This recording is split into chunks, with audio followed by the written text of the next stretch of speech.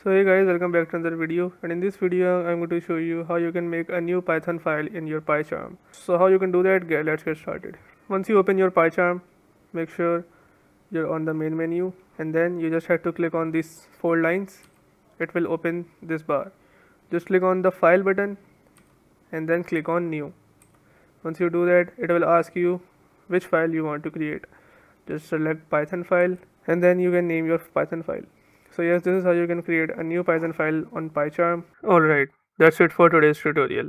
I really hope this video helped you solve your problem or learn something new about your PC. My goal on this channel is to make everything about computers simple and easy, whether it's fixing errors, downloading software or any game, boosting performance of any Windows or any game, or understanding new tools. If this video was helpful in any way, don't forget to hit the like button because it really motivates me to keep bringing you more useful content.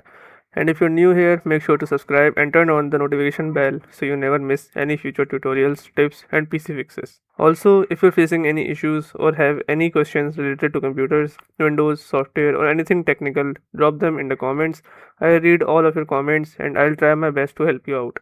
Thanks a lot for watching. Take care of your system, keep learning, and I'll see you in the next video. Thanks for watching.